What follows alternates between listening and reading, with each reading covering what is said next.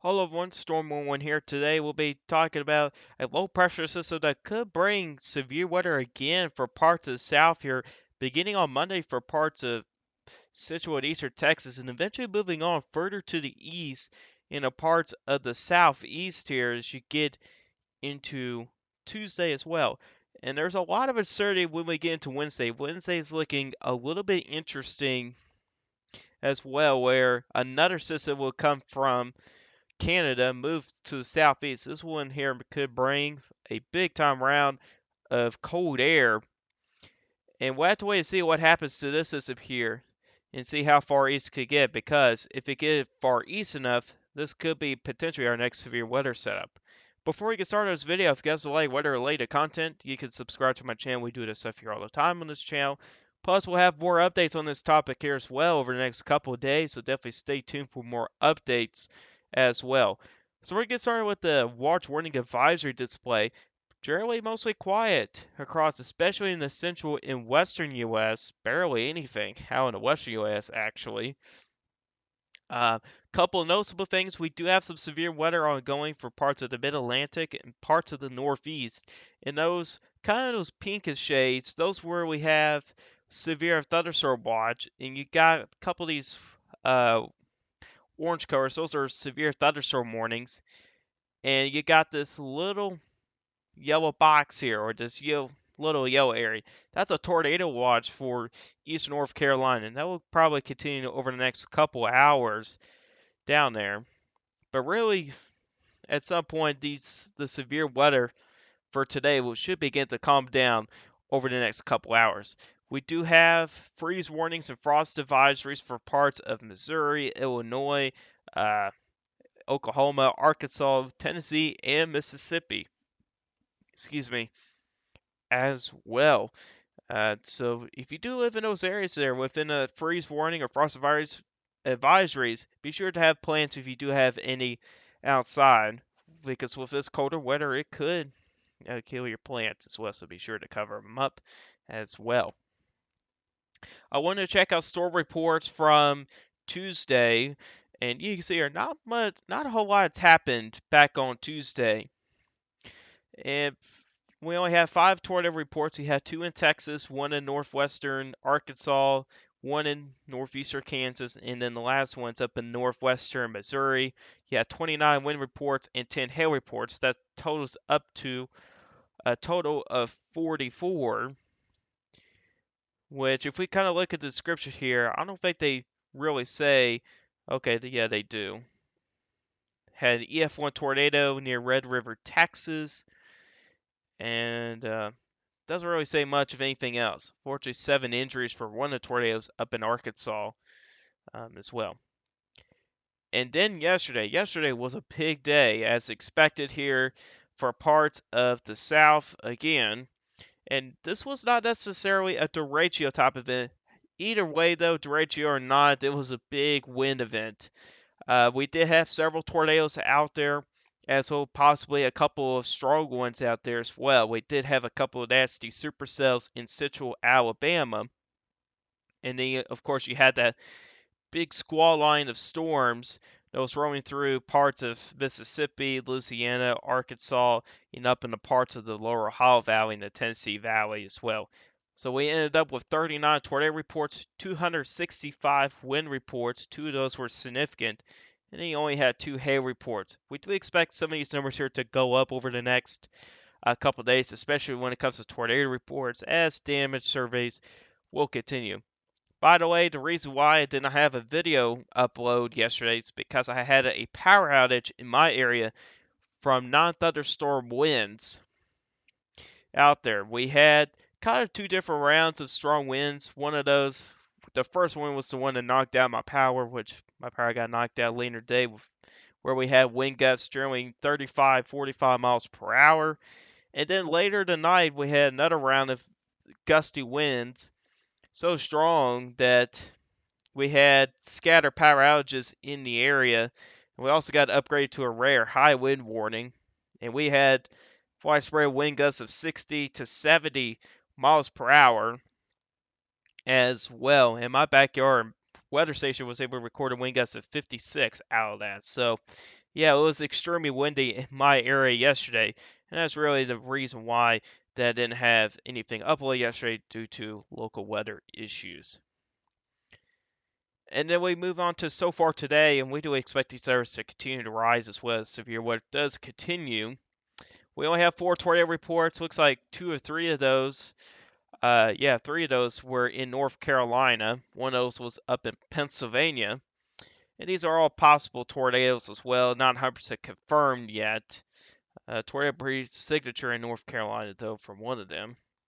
59 wind reports, and we're not surprised if that does continue to rise as well, and then you only have 3 hail reports. So far today, it's not been very significant or anything like that, just a general severe weather event for parts of the mid-Atlantic and north parts of the Northeast. So here's the storm predictor outlook here for the rest of tonight. There is an enhanced risk for severe weather for eastern Pennsylvania, and that does extend into northern Virginia, which for most areas at this point here, for some of those areas anyway, the severe weather threat has diminished. There is an elevated tornado risk out there, got maxed out at 5%, but damage winds is the primary threat with those storms as well, along with a low end hail risk. Tomorrow, if things do quiet down, got a couple marginal risks. You got one in parts of Texas, Oklahoma, and then another one in central Florida. And on day 3, marginal risk for parts of the peninsula of Florida as well. And there's nothing on the days 4 through 8 outlook. I don't know why that's sometimes hard to say. Okay, let's move on to the Gfs model here. So really over the next couple of days, it's mostly going to be quiet. We'll have pretty much a break from the severe weather for the most part anyway. And it's generally a colder pattern for the eastern U.S. over the next couple of days. And then we get into Monday. This is where where severe weather begins to ramp up again. And really the main area of focus is in Texas, which we have some models that show a decent surface low somewhere in western Texas. And we do have a warm sector that will be in place in parts of central and eastern Texas. There's quite a bit of instability going on there. We'll probably see K values between 1,000 to maybe close to 2,000 joules per kilogram in some places. It would not surprise me if we do see values that high. However, higher resolution models come into view, and there's also a decent amount of wind shear to work with as well. So given that, all hazards could be possible, and it would not surprise me if trends do continue tonight, that we could see a 50% risk area from the Storm Prediction Center on their updated 4 to 8 day outlook tomorrow for parts of Central and Eastern Texas.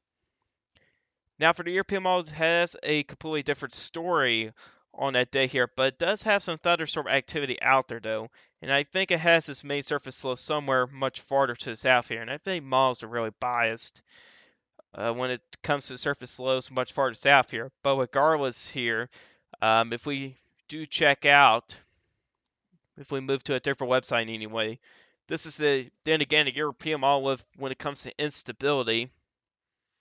You can see are generally 1,000 to 1,500 across really parts of southern Texas. There's your surface low, maybe located in the parts of Mexico.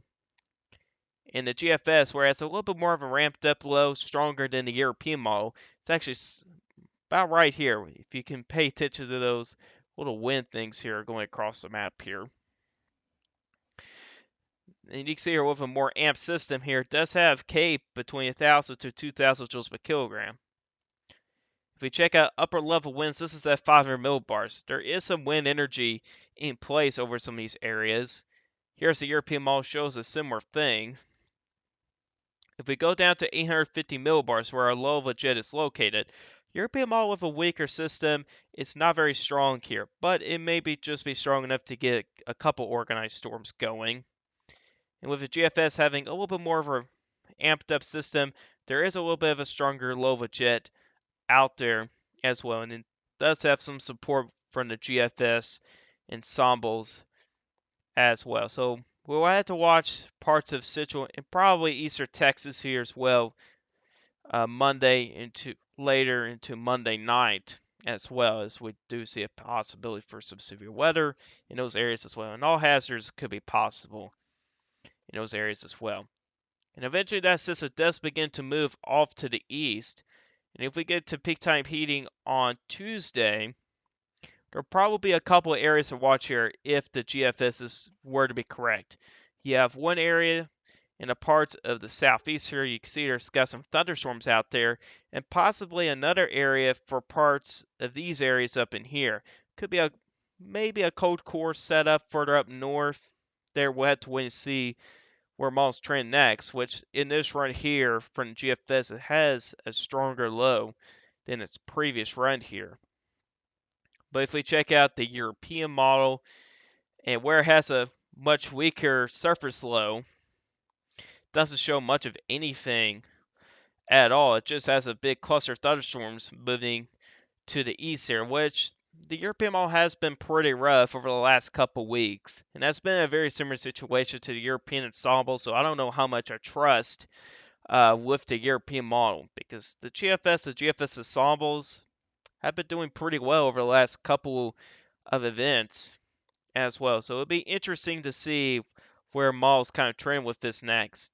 And I know I don't have the tab for the Canadian model, but the Canadian model is more with the GFS than the European model. So we'll have to wait and see what happens here. I highly doubt, unless if all of a sudden there's a strong agreement here for Tuesday setup here for parts of South here, there could be a 50%, but I highly doubt there's going to be a 50% of trends like this to continue as well. Which if we do check out some of the models here, we'll start off with the GFS model here. We'll check out 850 millibars. If we go to 5 o'clock here, with a stronger surface low here, as you would expect here, a stronger low jet will be in place here, which it does have thunderstorms ongoing some of these areas right here from parts of Alabama up into portions of the Carolinas. And the European model does have an area where we do have some strong, with a stronger low jet, which actually your surface low here is actually right here, but it's kind of on the weaker side though when you think about it um, as well. If we do check out other products like instability, there is some instability indicated by the European model, but it's more closer to the Gulf Coast. And where GFS is a more amped system is further north here, it does actually have a lot of instability going on out there. So, but then again, this is two different solutions here. European model has it going much farther to the south here. Meanwhile, GFS has it going further north. So, yeah, quite a bit of uncertainty here when we kind of get into Tuesday here. Which, if we check out some of the ensemble members, this is the GFS ensembles. And you can see here a 996 millibar low in West Central Texas. I think that's going to be a little bit more of an accurate outlook here. And that's a pretty good agreement. And then when you move into, actually, let's go check the European ensembles for Monday as well while we're at it. And you can see here, pretty much it's not there, but I think it's thinking the surface low is somewhere in Mexico, but in reality, it's probably going to be like right here. I would imagine here. Kind of going back to the GFS ensembles here, this is pretty much peak time heating, and the GFS ensembles does agree with the GFS, but there is a little bit of a spread out there, some of the members. You can see here it goes as far east as southeastern Ohio, and it could get as far west as western Illinois. So there is some uncertainty here when we get into Tuesday here. But if there's an area I will watch for severe weather on Tuesday, it'll probably be in this area right in here. Unfortunately, it's over some of the same areas that got hit hard with severe weather over the last couple of days. But for the time being, I don't think, at least for a time being on Tuesday, it doesn't really look to be a significant setup here, in my opinion, at least for the time being anyway. And I kind of forgot to show here what the Lova Jet here at GFS, at least I think I did anyway. But if we kind of look back at this here again, a little bit displaced here. All this greater instability back here in the parts of Mississippi and Louisiana. There's actually not a very strong Lova jet in place. The strongest Lova jet is actually farther to the east here, but our main surface low, there could be another surface low that could develop within that convection as well, which you'll be able to see it from the European model as well, which if we go back to the GFS from a different view, which I know I'm going back and forth a lot here, but I want to try to compare the two at the same time, though. That's what I wanted to try to do. But look what happens here. If we kind of back this up a little bit, here comes another system here coming out of Canada here. And you can see here, it's got some cold air with it as well here. If the GFS were to be correct, this surface low right here will join forces with this other system out here. And then you kind of get a big system here over the Midwest here. And at the same time, along this warm front boundary here, we could possibly see another surface low begin to develop somewhere in the mid-Atlantic by Tuesday night.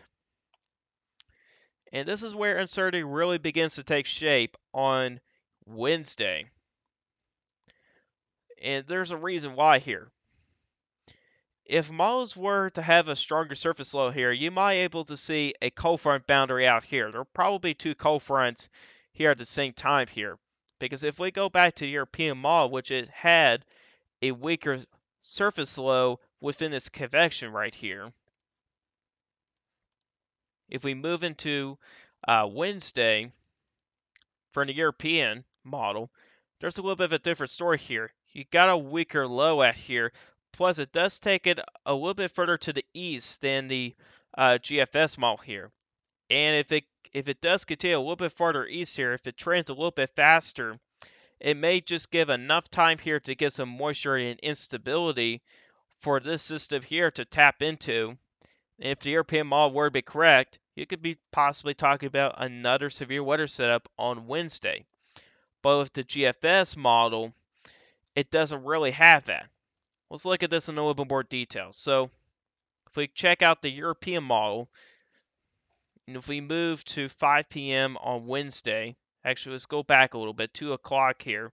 So here's our big system right here, and here's our other system here. That'll be the system that will create the severe weather Monday and Tuesday. If we check out instability, you'll notice here along this front here, you do see here there is some instability to tap into. It is a little bit further south here, but then again, this is only 3 o'clock here, so there'll still be some time here for some of this instability to get a little bit north here. But for this surface low right here, its boundary is like right here, and it does not continue that far back into the US. But with the GFS model, with a stronger surface low here, it may have a little bit of a better front here to work with. And that can keep all that instability farther to the south here. So it'll be interesting to see how the models are going to trend on Wednesday here. But given by the progression bias on the GFS, I got a feeling it may trend a little bit more towards the European model, which with the GFS model back as 12C run, it is a little bit closer to the European model. So we'll see if that trend does continue. But if we check out some of the ensemble members, really it gets a little bit confusing here, which at this point in time here for Tuesday, there may be 3 different surface lows here. But I think this one here is part of a mountain bias here. But I think regardless there, if it's mountain bias or not, the models do agree on that it is going to die out as it continues to move into the server planes here. Because it doesn't have much support from the upper levels from the main jet stream. And you can see here, here's our surface low here that could bring severe weather Monday and Tuesday. And here comes another surface low here coming out of Canada, which that'll be moving to the south very quickly here. And then you get into Wednesday, they do join forces here, just about to become a much larger system here over the Great Lakes. And you do see some other members out here. That's from the some of those remains of surface low from some of that convection out there as well. So sorry, it could be a little bit confusing when we get into Wednesday here. A lot of uncertainty, a lot of moving parts. But I think for given to the uncertainty here, I don't think we're going to get too much into detail for Wednesday here, given by that factor. If we do look into Tuesday here from the European ensembles here, it actually does show some members within some of that convection from that potential low on that could create severe weather Monday into Tuesday. And what's interesting that the Europeans almost do have a surface low back into Texas. And here comes your other surface low coming out of Canada. But you also do notice here, then again, that surface low that was in parts of the Texas Panhandle begins to die out. and some of that injury could get into this system as well. You also do notice here at the same time here when we get to near peak time heating on Wednesday, you got more members showing up at surface low out here as well. Now, another thing to note is that if this system were to slow down, it can make this system here slow down a little bit as well. So the timing is definitely pretty uncertain as well. But then again, for Wednesday setup here, if there's an area, if models were to trend towards the European model solution here, if there's an area I will watch for the possibility for some severe weather, you'll probably have to pay attention to this area right here. You got some of the greatest instability down here, but there's still a lot of question for wind shear. Then you got these areas further up north here where you do have plenty of wind shear, but instability will still be in question here. But I think regardless here, there's still a lot of uncertainty when we get to Wednesday, and I think there's not really too much of a point here to get too much into detail. But Wednesday may have some potential for another severe weather setup, so Wednesday will be something to keep an eye on as well. Here's something else. I haven't shown this on here for a while here, and what this is a experimental analog-based system here from the GFS ensembles here, and this is for Monday. You can see it does show an elevated risk out here for parts of central Texas out there, and then you move into Tuesday. You can see here with a more amped system, it's going to go a little bit slower here and also a little bit further north here. So it's got some of those greatest probabilities further back to the west, and then again over some of the same areas that got hit pretty good over the last several days here, or actually a couple weeks actually. And then you move to Wednesday, where we have a lot of uncertainty here. It does have a broad area here in the southeast here to watch for that possibility for some severe weather. So yeah, severe weather is definitely possible for parts of Central and Eastern Texas on Monday.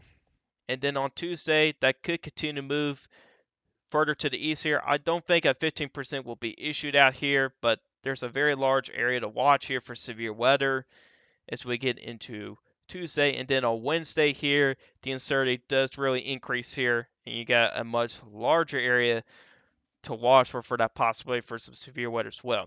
Regardless here, the active pattern does continue over the next several days, getting into early April. But anyways, guys, that's all for you guys today. Hope you guys enjoyed this video. Guys, like this video, hit that like button. If you do like my channel, hit the subscribe button, hit the bell notifications so you never miss an upload. If you've got some questions about this, put in the comment section down below. I answer you guys questions. I'll see you guys in the next video. Goodbye and have a good day.